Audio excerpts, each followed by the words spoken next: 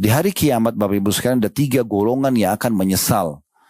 Yang pertama golongan penyesalan abadi dari orang-orang kafir, munafik dan orang musyrik. 3 ini akan abadi. Karena mereka masuk neraka, Allah selalu mengatakan tentang mereka khalidina fiha, kekal selamanya di dalamnya, kekal selamanya di dalamnya. Ya. Saya sempat melihat secuplikan, ada seorang Nasrani yang membuat pengakuan tentang masalah dia bermimpi dan dia masuk ke dalam neraka, dan dia melihat mayoritas justru orang yang di neraka itu adalah orang-orang Nasrani sendiri. Dan dia menggambarkan bagaimana dahsyatnya neraka itu dari bau-bau yang busuk, dari kotoran-kotoran manusia, dari mereka berteriak-teriak minta tolong sama Allah.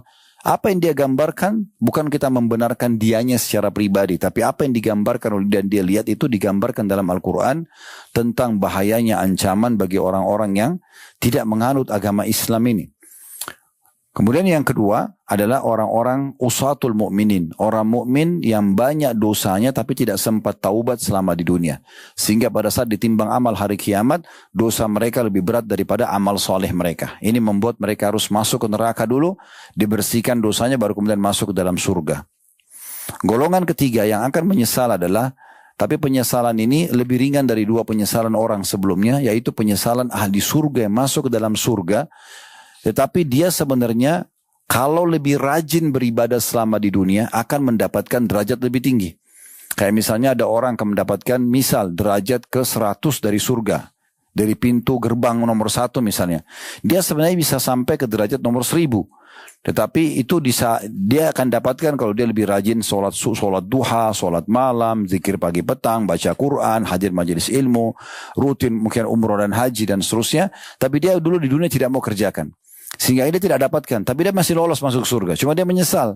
Menyesalnya sebenarnya dulu kalau saya ikut umroh, atau saya ikut sholat malam, atau saya sholat duha, atau saya ikut pengajian, atau saya sedekahin harta saya, atau saya hafal Quran, saya akan ke derajat itu ya.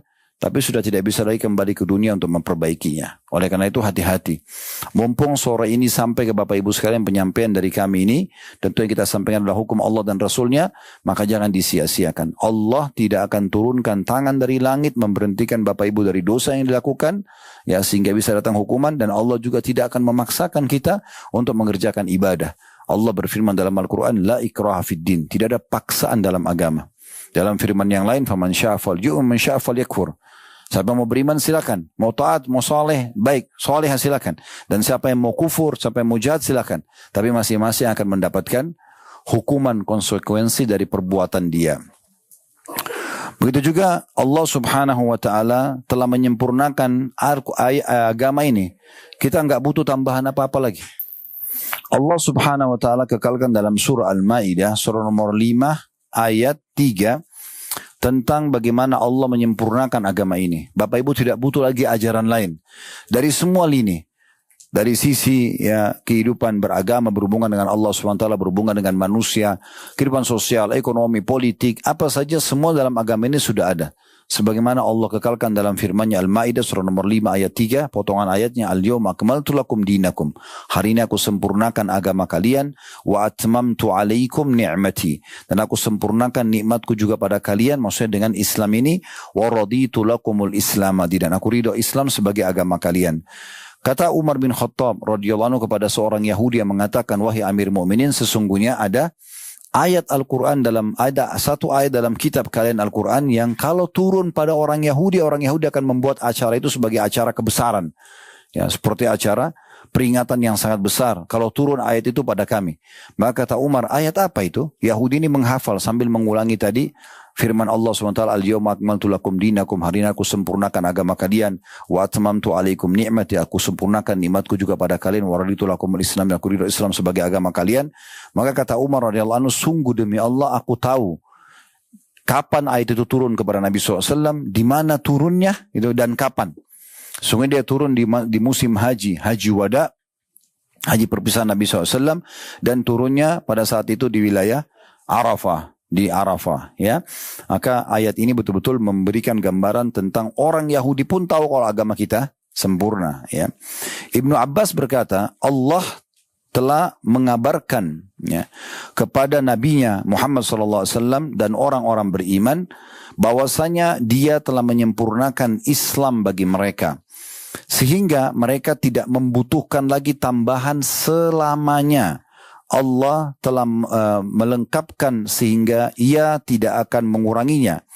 Serta juga serta Allah tidak akan menguranginya selamanya, dan Allah telah meridhoinya, maka dia tidak akan marah kepada penganutnya bila patuh kepadanya. Jadi ini kesempurnaan agama Islam dinukil oleh Ibnu Katsir dalam tafsir Quranil Azim, ya.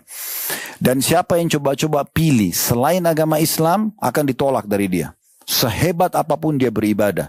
Sebagaimana Allah SWT berfirman dalam surah Al-Maidah surah nomor 3 ayat 85, "Wa may yabtaghi ghairal islami dinan fala yuqbala min wa huwa fil akhirati minal khasirin." Siapa yang coba-coba pilih selain Islam sebagai agamanya, maka itu akan ditolak dari, dan dia termasuk orang-orang yang rugi pada hari kiamat nanti. Jadi tidak ada agama yang akan diterima oleh Allah Subhanahu wa taala kecuali Islam itu sendiri. Apa manfaatnya kita menjadi seorang muslim, Bapak Ibu sekalian? Yang pertama, kalau ada orang non-muslim masuk Islam, maka ini betul-betul keberuntungan bagi dia. Karena semua dosa-dosa masa lalunya dimaafkan. Jadi kalau Bapak Ibu punya kenalan, kerabat, orang non-muslim, jangan ragu untuk ditawarkan masuk Islam. Dan tidak usah menjadikan target dakwah penerimaan, tapi target dakwah penyampaian. Tugas kita sampaikan saja. Tidak usah pikir apakah itu diterima atau tidak, bukan urusan kita. Karena hidayah di tangan Allah Subhanahu wa ta'ala. Nabi Muhammad SAW sendiri tidak bisa memberikan hidayah kepada pamannya Abu Talib. Beliau dibantu oleh Abu Talib sekian tahun di Mekah. Dan pada saat mau meninggal, Nabi SAW memohon-mohon kepada pamannya, "Hai pamanku, ucapkan la ilaha illallah, aku akan tolong kau di depan Allah hari kiamat." Tapi pamannya lebih memilih ajakan Abu Umayyah bin Khalaf, Abu Jahal yang mengajak di atas kepalanya sambil mengatakan, "Wahai Abu Talib, kalau kau ucapkan itu kami akan memusuhimu selamanya, atau kami akan sebutkan keburukan-keburukanmu selamanya." Maka Abu Talib mengatakan, "Aku bersama dengan kaumku kalau dia meninggal." Nabi SAW sempat sedih, tapi Allah turunkan firman yang kekal, "Innaka la tahdi man ahbabta walakinnallaha yahdi man yasha." Engkau tidak bisa memberikan petunjuk, hai Muhammad, kepada siapa yang kau cintai, tapi Allah berikan petunjuk kepada siapa yang ia cintai. Siapa yang ia cintai. Jadi kita tugasnya hanya menyampaikan, teman-teman. Selama ada orang non-muslim yang kita kenal, kerabat, teman kantor, tetangga, teman sejawat, siapa saja, jangan ragu untuk tawarkan Islam. Kita tidak pernah tahu, teman-teman, dari potongan ayat mana, potongan kata mana, nasihat mana yang menyebabkan dia dapat hidayah. Hampir semua yang masuk Islam datang ke kantor kami dan di tangan kami, itu semuanya masuk Islamnya unik-unik gitu. Hanya karena mendengarkan sebuah potongan ayat, ada yang hanya karena mendengarkan azan, hanya karena ada yang melihat pakaian muslim, ada yang hanya karena melihat ini dan itu. Jadi unik sekali gitu. Mereka masuk Islam itu bukan karena argumentasi yang sangat kuat yang harus ditegakkan pada mereka. Jadi tugas kita hanya menyampaikan. Karena memang kalau orang memilih selain agama Islam tidak akan diterima. Dan sampaikan kepada mereka, kalau anda masuk Islam, sebagaimana surat-surat Nabi SAW kepada para raja-raja di masa hidupnya beliau, kalau masuk Islam maka mereka akan dimaafkan kesalahan-kesalahan yang lalu, bahkan diganti kesalahan mereka menjadi pahala, dan apa yang mereka kerjakan di masa dulu, masa kafir, dari kebaikan di mata Islam. Kayak misalnya dia sedekah, dia jenguk orang sakit, dia bakti sama orang tua. Selama dia belum syahadat tidak akan dicatat pahala. Tetapi kalau dia sudah syahadat, maka apa yang dulu dia pernah kerjakan tidak dicatat pahala akan berubah menjadi pahala semuanya. Allah kekalkan dalam Al-Quran, dalam surah Al-Anfal ayat 38, di surah nomor 8, yang bunyinya, "Qul lilladina kafaru iyantahu yukfar lahum ma qad salaf wa iya'udu faqad madat sunnatul awwalin." Katakan, hai Muhammad, kepada orang-orang kafir itu, kalau seandainya mereka berhenti dari kekufurannya, mereka masuk Islam, dimaafkan semua kesalahan-kesalahan mereka yang lalu, dan kalau mereka tetap kembali pada kekufuran tersebut, maka apa yang telah berlaku pada orang-orang kafir sebelum mereka berlaku pada mereka juga. Maksudnya mereka akan dihukum sebagaimana dihukumnya Fir'aun, Namrud, dan raja-raja kafir atau orang-orang kafir sebelumnya yang telah Allah binasakan. Begitu juga Amr bin As radhiyallahu anhu, beliau mengatakan dalam riwayat yang sahih pada saat beliau mau masuk Islam, dia bilang, "Falamma ja'alallahu al-Islam fi qalbi," pada saat Allah sudah tanamkan Islam dalam hatiku, "Ataitun Nabiyya sallallahu alaihi wasallam," aku pun mendatangi Nabi sallallahu alaihi wasallam, "Faqultu ubsut yaminak." Wahai Muhammad, ulurkan tangan kananmu. Karena maksudnya mau salaman untuk ucapin syahadat gitu ya. Kemudian fala ubayi'annak, maka aku pasti akan membaiatmu, maksudnya berjanji setia. Fabasata yaminahu faqal, lalu kemudian Nabi SAW kasih tangan kanannya, tapi tiba-tiba ya dikatakan faqabattu, kata Amr bin As, dia berkata faqabattu yadi, kemudian saya tahan tanganku tidak jadi salaman. Faqala Nabi SAW, maka Nabi SAW mengatakan kepada dia, malaka ya Amr, ada apa wahai Amr, kenapa kau enggak jadi masuk Islam? Maka dia mengatakan, qultu aradtu an ashtarit, saya masuk Islam tapi saya punya syarat. Qala Nabi SAW, Nabi SAW mengatakan, tashtaritu madza, apa yang kau minta sebagai syarat? Maka qultu, saya mengatakan, yukfaruli, dimaafkan semua dosa-dosaku. Karena Amr bin As ini, perlu Bapak Ibu tahu, dia adalah dutanya orang Quraisy dulu. Jadi kalau untuk urusan luar negerinya Quraisy itu Amr bin As, dan dia pernah yang diutus Bapak Ibu sekalian untuk menjemput 80 kurang lebih kaum muslimin yang hijrah ke Ethiopia, dijemput untuk dibawa ke Mekah dan disiksa di Mekah. Tapi subhanallah, dia masuk Islam di Ethiopia karena dia masuk Islam setelah dia pulang dari Ethiopia, karena dia kaget Raja Najasyi masuk Islam waktu itu di tangan Ja'far bin Abi Thalib radhiyallahu anhu ajma'in. Maka dia pun ingin masuk Islam. Dia datang kepada Nabi dan mengatakan, saya masuk Islam tapi saya punya syarat. Syaratnya adalah saya diampuni dosa-dosa saya yang lalu karena terlalu banyak pelanggaran saya. Kalau Nabi SAW, maka Nabi SAW bersabda, ama alimta anna al-Islam yahdimu ma kana qabla. Apa kau tidak faham, hai Amr, dengan kau masuk Islam maka semua kesalahan masa lalumu akan dimaafkan. Wa annal hijrata tahdimu ma kana qablaha, dan hijrah juga pindah dari negeri kafir ke negeri muslim, atau pindah dari satu keadaan penuh dengan dosa lalu taubat nasuha dan mengubah keadaan menjadi orang yang lebih baik, hijrah kepada hal yang lebih baik, kepada ketaatan, itu juga memaafkan dosa-dosa masa lalu.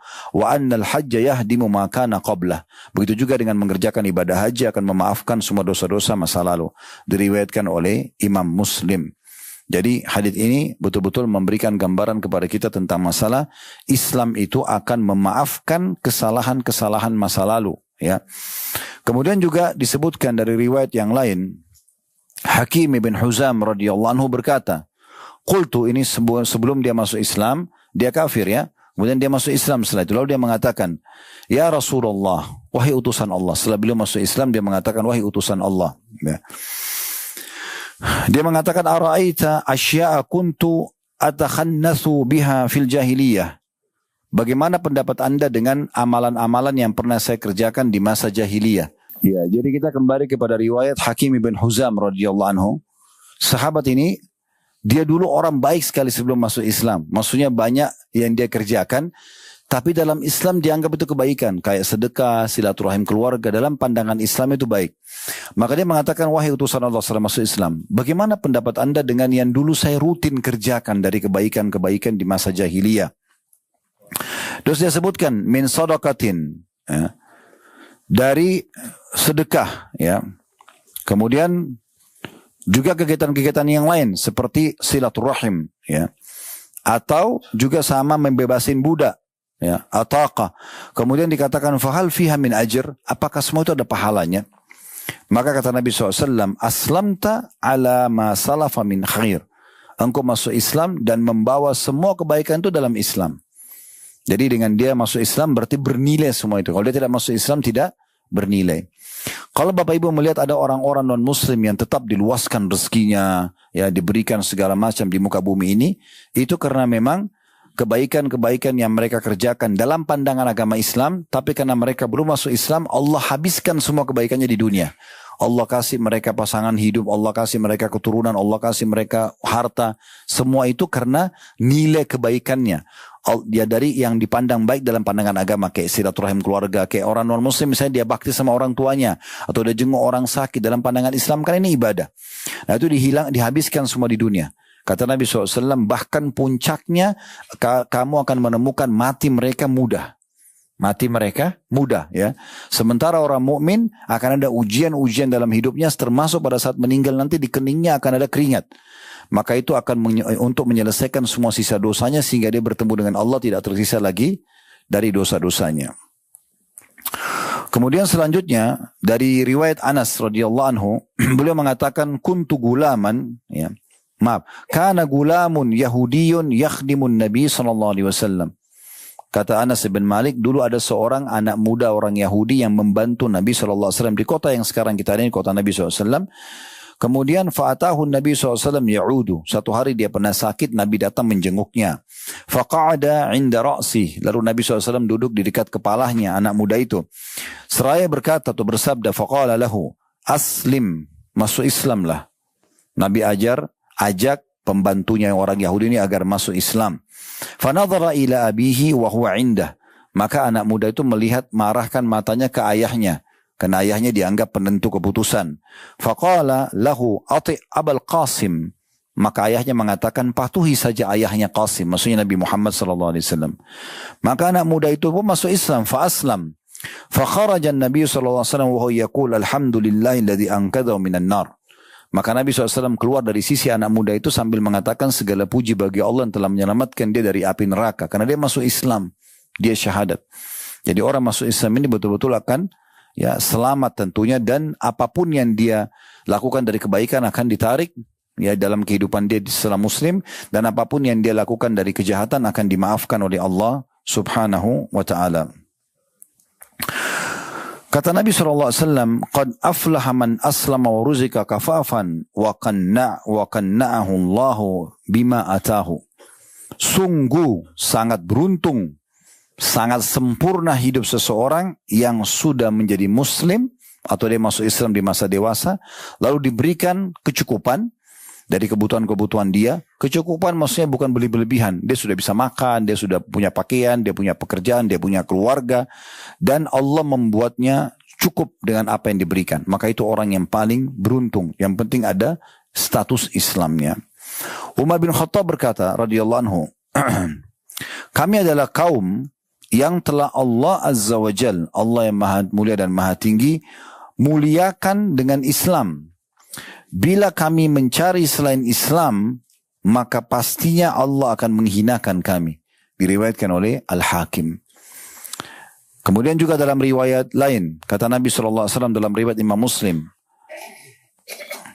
ayyu ahli baitin minal arabi wal ajam, ayyama ahli baitin minal arabi wal ajam, rumah manapun dari turunan Arab atau selain orang Arab, aradallahu bihim khaira, Allah menginginkan kebaikan dan keselamatan buat mereka, adkhala alaihimul Islam, Allah akan masukkan ke dalam rumah itu Islam. La taqa'al fitan, thumma taqa'al fitan ka'annaha dhulal. Kemudian setelah itu ada ujian-ujian yang datang seperti kelompok awan. Maksudnya ada ujian dari godaan-godaan syaitan manusia dan jin agar dia tidak tetap berpegang pada Islamnya. Supaya dia tinggalkan sholat, supaya dilakukan pelanggaran-pelanggaran. Tapi kalau dia komitmen bisa menolak itu, maka dia akan beruntung tentunya di dunia dan di akhirat. Ya. Istilahnya kita kalau menjadi muslim yang baik, Bapak Ibu sekalian, kita mirip dengan orang yang kerja di perusahaan dan mengikuti SOP yang ada.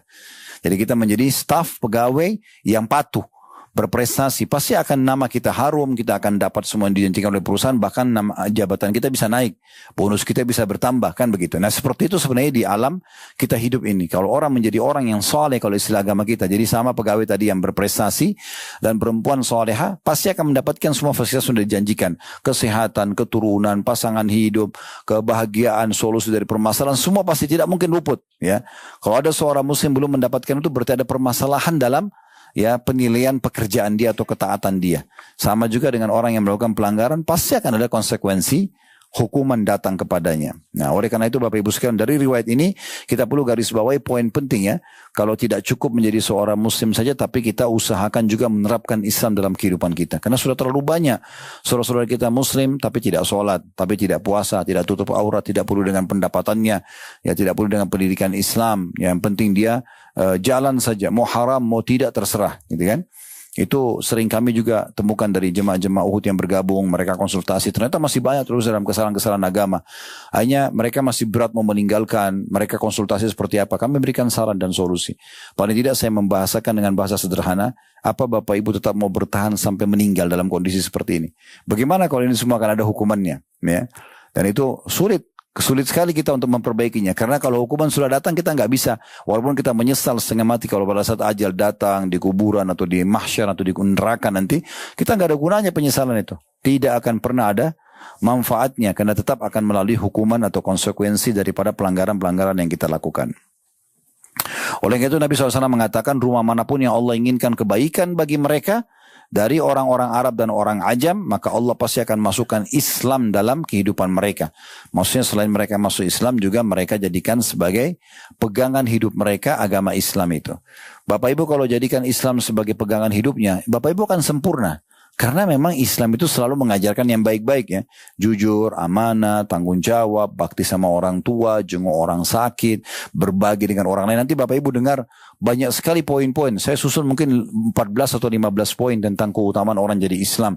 Kita baru membaca satu tadi nih. Atau diampuni dosa-dosanya yang lalu gitu ya. Jadi masih banyak sekali yang bisa kita dapatkan. Jadi kalau Allah memudahkan kita menerapkan Islam, kita akan menjadi orang yang sempurna.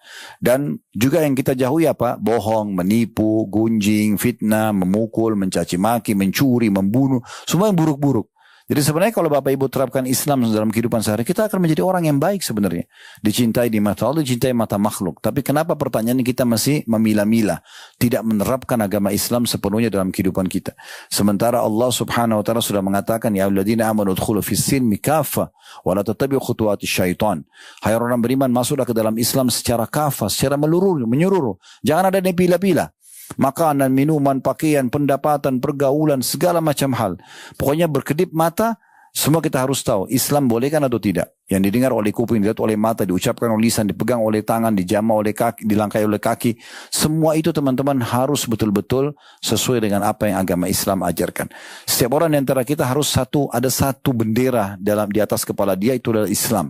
Apapun dia harus kembali kepada agama ini. Agama boleh kan dia nikmati, agama larang dia tinggalkan. Dan perlu digarisbawahi juga poin penting Bapak Ibu sekalian. Dalam Islam, hal-hal yang dihalalkan jauh lebih banyak daripada yang diharamkan. Lalu untuk apa kita masuk kepada hal yang diharamkan? Untuk apa kita takut menjadi muslim yang baik gitu? Ya. Sementara memang yang halal banyak. Ini sering kami kasih contoh di pengajian. Kalau seandainya Allah Subhanahu wa taala menciptakan tubuh kita ini membutuhkan protein misalnya. Dan salah satu protein itu adalah dari daging hewani misalnya. Kemudian Allah mengharamkan semua daging hewan. Gak ada yang boleh dimakan, semua haram. Wajar kita terjerumus dalam kesalahan. Kan gitu. Karena memang tubuh kita butuh. Tapi subhanallah Allah haramkan babi. Allah ganti dengan sapi, ayam, kelinci. Semua hewan air. Banyak gantinya. Yang diharamkan tuh babi hanya sebagai ujian. Patuh gak sih? Gitu. Toh yang lain banyak gantinya. Allah haramkan minuman keras, khamr. Allah ganti dengan susu, madu, sirup, air putih. Allah haramkan zina. Allah buka pintu nikah. Jadi Allah kasih solusinya. Bukan tidak dikasih solusi. Dan yang halal jauh lebih banyak. Dan lebih mudah untuk bisa dinikmati. Lalu untuk apa kita terus dalam pelanggaran-pelanggaran yang ada. Dalam sebuah riwayat yang lain dari Al-Bara' ibn Azib radhiyallahu anhu, beliau mengatakan, "Atan Nabiya sallallahu alaihi wasallam rajulun muqanna'un bil hadid." Ada seseorang datang kepada Nabi SAW dalam kondisi badannya dipenuhi dengan baju besi, siap berperang gitu. Tapi dia belum menjadi seorang muslim. Lalu dia mengatakan, faqal, ya Rasulullah, uqatil au uslim. Saya langsung berperang saja atau saya masuk Islam dulu? Qala aslim, thumma qatil. Kata Nabi SAW, masuk Islam dulu, syahadat dulu, baru kau berperang. Lalu kemudian orang itu fa'aslama, thumma qutil, thumma qatal. Dia kemudian masuk Islam lalu dia berperang. Faqutil, lalu dia terbunuh mati syahid. Faqala Rasulullah SAW, maka Nabi SAW mengatakan, amila qalilan wa ujira kathiran. Orang ini berbuat sedikit, baru syahadat ikut perang, mati. Maka dia diberikan pahala yang sangat melimpah. Yang kedua, orang kalau masuk Islam dipastikan masuk surga. Ya, di dunia sudah mendapatkan kebahagiaan karena punya panduan hidup, dan di akhirat bisa mendapatkan surga yang abadi. Sebagai gambaran saja, Nabi SAW bersabda, orang yang masuk surga tidak akan pernah habis masa mudanya, tidak akan usang bajunya, ya, tidak akan pernah beringus dan meludah, serta tidak akan pernah buang air besar dan buang air kecil.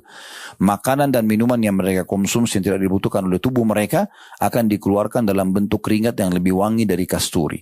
Jadi di surga tidak ada lagi WC, Bapak Ibu sekalian. Orang makan bukan karena lapar, orang berhenti bukan karena kenyang. Semuanya kenikmatan abadi.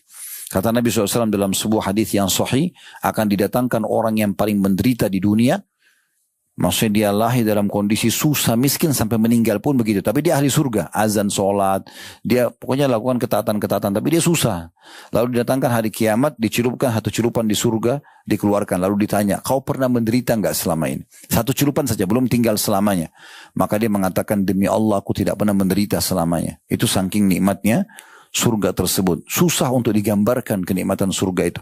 Dan ulama mengatakan apapun yang Bapak Ibu rasakan kenikmatan di dunia itu miniatur surga.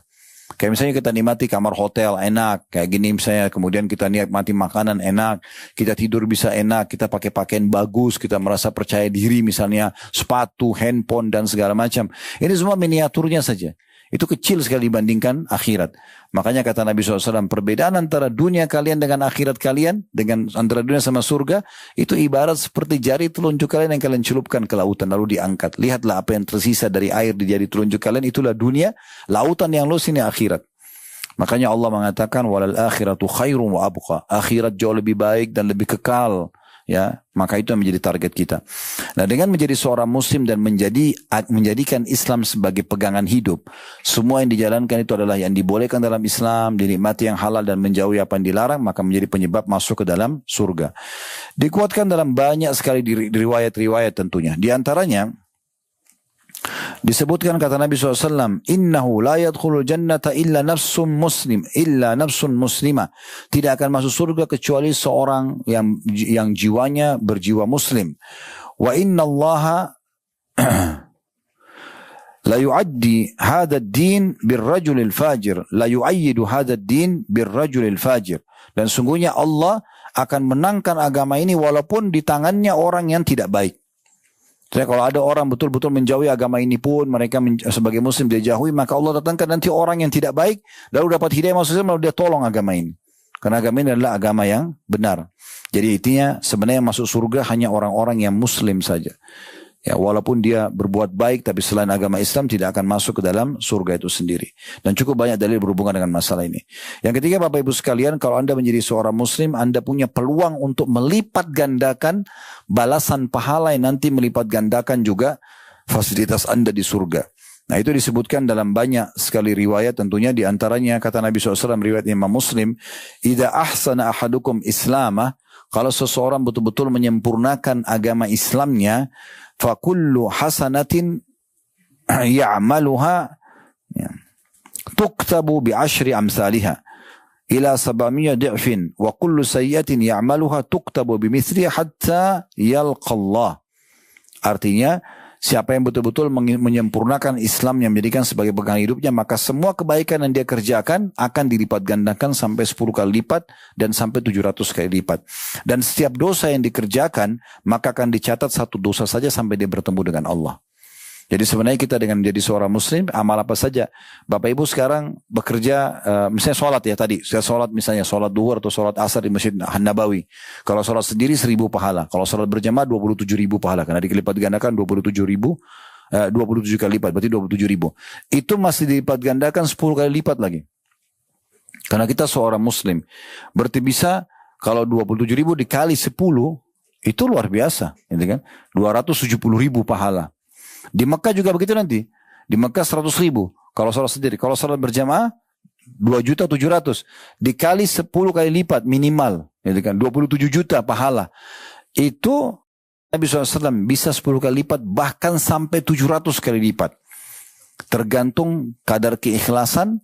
Dan juga bagaimana kita memarketingkan ibadah itu serta mengemasnya. Ini saya jelaskan dulu. Jadi kalau Bapak Ibu ingin pahala lebih besar. Misal. Kita daripada sholat duhur sendirian, ini azan kita ke masjid sholat. Atau ibu-ibu misalnya sholat dengan mukenanya di rumah misalnya. Baik, daripada kita kerjakan sendirian, kita bisa dapat pahala dengan cara marketingkan itu. Kita informasikan ke orang-orang di grup. Misalnya setengah jam sebelum waktu sholat duhur kita kirim. Ini sebentar lagi waktu sholat duhur, ayo kita sholat misalnya. Kalau ada syaitan bisikin Bapak Ibu sekalian mengatakan nanti riya, itu bisikan syaitan, itu nggak benar. Itu nggak benar. Kalau setiap kali kita mau beramal lalu kita mengatakan itu riya, maka tidak akan mungkin kita mau beramal. Kenapa sih semuanya akan dibisikkan oleh syaitan dengan riya? Kan riya itu kalau memang kita dasarnya niat mau pamer. Kalau tidak ya nggak ada hubungannya dengan riya, gitu kan? Sama sekali nggak hubungannya dengan riya. Jadi kita cuma mengajak orang. Sekarang kalau saya berdakwah begini, kalau saya nggak diri saya bisa riya, saya tidak akan berdakwah. Karena kan saya pasti di depan orang, gitu kan? Kan begitu. Jadi nggak usah berpikir masalah riyanya. Ajak saja orang. Mungkin dari 100 orang di grup WA kita, ada 10 orang, oh iya ya, waktu sholat duhur sudah sampai. Lalu dia sholat misalnya. Maka kita dapat pahala kita, anggap kita dikasih 10 pahala. 10 orang yang ikutin kita itu dapat 10 pahala semua. Kita sendiri dikasih 100 pahala tambahan dari mereka. Karena 10 kali 10 tambah kita 1 berarti 110. Itu kan bisa tambah. Itu kalau 10 orang. Kalau yang semuanya ikut. Gitu kan? Makanya ulama mengatakan imam yang sholat itu akan mendapatkan pahala makmumnya. Karena dia memimpin. Muazzin yang azan dapat pahala imam dan makmumnya. Karena dia yang panggil. Begitu. Ya. Jadi makin sering kita menyeru orang, maka makin banyak pahalanya. Oleh karena itu jangan diam. Kata Nabi SAW, "Balighu anni walau ayat." Sampaikan dariku walaupun 1 ayat. Dakwahkan itu, sampaikan kepada orang-orang. Apalagi kita sekarang punya media. Masa dulu Bapak Ibu sekalian, orang kalau mau sampaikan satu informasi butuh berbulan-bulan untuk sampai. Mungkin di sini masih ada orang-orang tua kita yang sepuh. Bagaimana dulu orang harus tulis surat, Pak ya. Dikirim pos mungkin berapa lama baru sampai. Sekarang subhanallah dengan ketik sedikit di WA, di-share hitungan detik sampai. Begitu gampangnya. Dulu orang kalau mau transfer uang pergi ke bank. Antri panjang. Sekarang di atas ranjang kita bisa transfer online. Itu luar biasa itu. Bantu Palestina di ujung dunia sana, di jauh Indonesia bisa kita bantu dalam seketika. Kan gitu. Itu luar biasa. Ramadan membuka puasakan orang. Bapak Ibu membuka puasakan orang di Mekah, di Amerika, dari Indonesia bisa transfer uang. Cari restoran yang paling bagus sana. Ya, kemudian kita kontak masjid di sana, siapa yang bisa terima kita tinggal kirim dari restoran itu. Bisa semua terjadi, bisa dapat pahalanya orang. Sekarang masa yang luar biasa, jangan disia-siakan ini. Jadi kita marketingkan ya.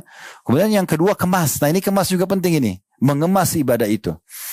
Jadi beda Bapak Ibu sekalian antara orang yang ibadah asal saja dengan orang ibadah dengan kemasan yang rapi. Contoh misalnya orang bangun sholat malam. Bapak Ibu bunyiin jam bekernya atau alarmnya misalnya anggap sini sekarang kan jam 4.33 subuhnya.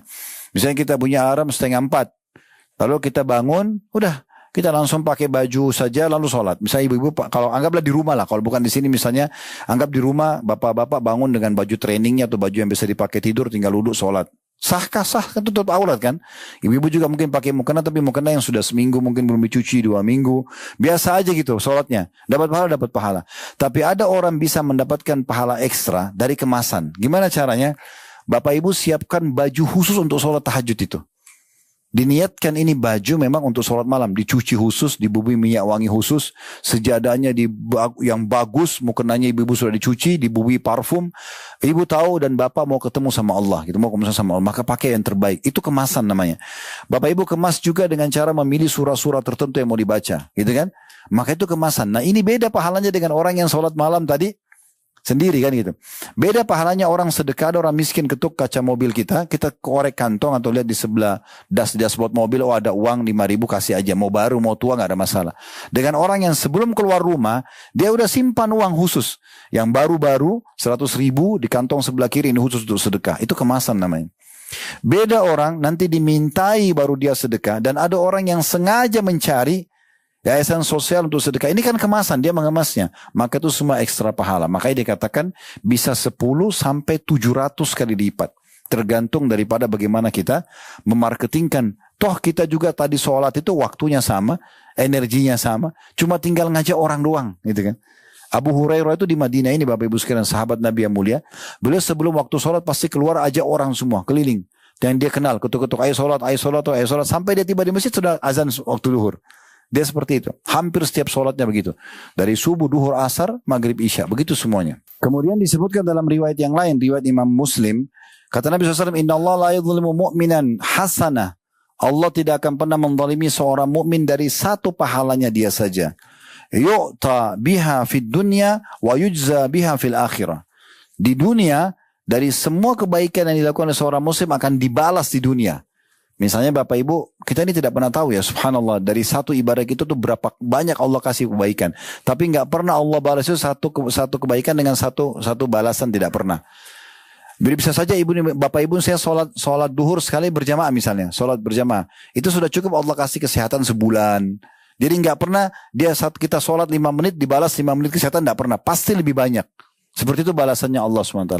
Sebagaimana juga ujian dari masalah ya. Kayak misalnya kita lagi buat dosa, konsekuensi hukumannya tuh berentet sekian lama. Mungkin orang bohong sekali sebulan dia menderita. Gagal usahanya, masalah. Itu begitu. Pernah dengar Nabi Musa alaihissalam ya, pada saat beliau pernah menonjok orang di Mesir. di pasar Mesir. Diceritakan dalam Al-Quran ya. Jadi ada satu dari orang Bani Israel sama satu dari orang Kipti. Kipti ini orang sukunya Fir'aun. Berantem di pasar. Nabi Musa kan waktu itu posisinya sebagai anak angkat Fir'aun. Maka dia punya kedudukan di kerajaan Fir'aun. Dia pisahin ini. Ternyata waktu dipisahin yang orang-orang Kipti, orang Mesir ini mau melawan. Sama Nabi Musa ditonjok. Niatnya bukan membunuh. Tapi tonjokan itu subhanallah membuat orang Kipti mati. Mati di tempat dengan satu tonjokan mati. Gitu kan. Apa yang terjadi? Nabi Musa tidak sengaja loh ini. Tapi dia sudah melayangkan tangan. Harusnya kan dia pisah saja. Itu sudah cukup Allah mengatakan. وَفَتَنَّكَ فُتُونَ. Dan karena kejadian itu hai Musa. Kami uji kamu dengan ujian-ujian yang banyak. Jadi orang kalau menganggap buat dosa tidak ada hukumannya. Ini orang bodoh ini. Itu akan ada konsekuensi hukuman. Sebagaimana kalau kita buat kebaikan ada banyak sekali kebaikan yang datang. Nah, makanya teman-teman jangan sama sekali melalaikan dan menyia-nyiakan waktu kalau kita ada kesempatan beribadah. Saya ulangi lagi kata Nabi SAW, Inna Allah la yadhlimu mu'minan hasana. Allah tidak akan mendalimi seorang mu'min dari kebaikan yang dia kerjakan. Yu'ta biha fid dunya, Allah akan kasih balasan di dunia dari kebaikan-kebaikan dan kebutuhan di dunia. Wa yujza biha fil akhirah, dan di akhirat tetap diberikan balasannya. Wa ammal kafiru fayut'amu bihasanatin ma'amila biha fid dunya. Adapun orang kafir kalau dia buat kebaikan yang dianggap baik dalam mata agama Allah, maka akan dihabiskan semua di dunia. Hatta idza afda ila al-akhirah, dan pada saat dia menuju ke akhirat, lam yakun lahu hasanatun yujza biha. Dia tidak akan punya satu kebaikan lagi yang bisa dijadikan sebagai balasan dari amalnya. Baik, kita tutup mungkin dengan poin ini. InsyaAllah ke depannya kita akan lanjutkan di ta'lim kita yang akan datang ya, karena melihat waktu keraudah bagi bapak-bapak ya. Semua perintah Islam itu baik. Ini juga termasuk ya poin yang luar biasa, karena tadi sudah kita kasih gambaran apapun yang Bapak Ibu kerjakan dari Islam baik, bakti sama orang tua, jenguk orang sakit, bantu orang susah, semuanya baik. Tidak ada sesuatu yang tidak baik. Bahkan semuanya akan diberikan balasan-balasan yang sangat besar. Ya, di antaranya ada hadis Nabi SAW ya. Hadis itu berbunyi, Ahabbun nasi ilallahi anfa'uhum ilallahi ta'ala anfa'uhum linnas. Manusia yang paling Allah cintai adalah manusia yang paling bermanfaat bagi manusia yang lainnya. Jadi bukan hanya sama muslim, sama orang non-muslim pun kita disuruh buat baik ya. Itu akan mendatangkan pahala atau rasa cinta Allah kepada kita. Wa ahabbul amali ilallah, dan amal yang paling Allah cintai, sururun tudkhiruhu ala muslim. Rasa gembira yang kau masukkan ke dalam hati seorang muslim. Jadi itu saja sudah pahala tuh. Misalnya ada teman kita lagi sedih, kita hibur dia, kita berikan masukan, ya. Kemudian kata Nabi SAW juga, au takshif anhu kurba, atau engkau memberikan dia solusi dari permasalahan sedang dia hadapi. Au taqdi anhu daina, atau engkau melunasi utang-utangnya. Au tatrud anhu ju'an, atau engkau menghilangkan rasa laparnya. Wala an amshi ma akhi fi hajatin ahabbu ilayya min an a'takifa fi hadzal masjid, yakni Masjid Madinah syahra. Dan kata Nabi Muhammad SAW, perhatikan ya, ini Masjid Nabawi depan mata kita sekarang Bapak Ibu sekalian. Orang kalau sholat di sini 1000 pahala tadi kita bilang. Kalau itikaf di 10 terakhir Ramadan ya, itu berarti kita tidur dalam masjid, subuh, duhur, asar, maghrib, isya itu tidak ketinggalan. Belum sholat sunnahnya, belum zikirnya, belum ini dan itu semua. Itikaf sendiri pahala. Kata Nabi SAW, aku keluar memenuhi hajat satu saudaraku muslim. Misalnya teman-teman Bapak Ibu bilang, tolong temani saya ke sini, tolong beliin saya ini. Misal ya, kita tolong. Kata Nabi SAW, aku menolong satu hajat saudaraku muslim. Lebih aku cintai daripada itikaf di masjid ini, Masjid Nabawi, selama sebulan. Apa maknanya? Lebih besar pahalanya membantu seorang muslim berbuat baik gitu kan, daripada itikaf 1 bulan. Coba bayangkan. Dan ini difahami betul oleh para orang-orang soleh sebelum kita, para sahabat, para tabi'in. Mereka tidak pernah menolak siapapun yang minta tolong. Walaupun dalam sebuah riwayat yang lain, engkau menaikkan barangnya ke tunggangannya, itu juga sedekah. Dalam riwayat lain kata Nabi SAW, senyum dengan seorang muslim sedekah. Semuanya pahala. Gitu kan? Jadi orang muslim itu memang orang yang dijadikan sebagai orang yang selalu menjadikan apapun di depan matanya sebagai ajang pahala. Saya pernah menonton ada satu orang Chinese di Malaysia, kalau tidak salah dia masuk Islam, ada cuplikan, ditanyakan, dia sudah berhijab, sudah masuk Islam, tapi cuplikan itu hanya menceritakan bagaimana dia masuk Islam. Tapi ada yang menarik dari singgungan dia. Ditanya, kenapa Anda terima Islam? Maka dia mengatakan, karena ini salah satu penelitian dia sendiri. Dia mengatakan, karena saya menemukan orang Islam adalah satu komunitas yang paling cepat keluar dari permasalahan mereka. Setiap ada masalah, Paling cepat pikirkan solusi hanya orang Islam. Ternyata memang kalau kita lihat kalau dia kembali kepada syariat Islam ini betul ya. Kan kita tidak boleh menyalahkan sesuatu yang sudah terjadi. Sudah tahu kan Bapak Ibu sekalian ya? Yang kata Nabi SAW, kalau sudah terjadi sesuatu pada kalian, ucapkanlah qadarallahu wa ma syaa fa'al. Allah sudah takdirkan dan Allah melakukan apa yang dia inginkan. Dan kata Nabi, jangan kalian mengucapkan lau. Lau itu kalau seandainya. Karena kalau seandainya membuka pintu syaitan. Ya, kalau nikmat sedang ada, kita bersyukur. Kalau ujian sudah datang, kita bersabar. Gak usah lagi kita mengatakan kenapa dia terjadi. Contoh kita bangun tidur, flu. Gak usah kita cari alasan. Oh AC-nya kedinginan. Oh mungkin saya tidak pakai selimut. Itu alasan semua. Sudah terjadi. Kalau sudah terjadi, kita bilang qadarallahu wa ma syaa fa'al. Allah mau kita diuji di saat itu. Tugas kita bersabar. Apa itu sabar? Bukan elus dada duduk manis, enggak. Tetapi kita menerima keputusan Allah dan kita ikhtiar cari jalan keluar. Kayak misalnya, oh Allah lagi uji saya dengan flu ini, alhamdulillah. Sebagaimana dulu saya sehat, saya juga sakit sekarang. Lalu kita ikhtiar minum teh hangat, minum obat, konsultasi dokter misalnya. Nah itu semua adalah sabar namanya ya. Dengan cara berikhtiar. Nah seperti itulah ciri orang-orang muslim yang tentunya ini kita harus banggakan diri kita menjadi muslim yang baik. Mungkin itu dulu. Subhanakallah wa bihamdika. Asyhadu an la ilaha illa anta astaghfiruka wa atubu ilaik. Wassalamualaikum warahmatullahi wabarakatuh.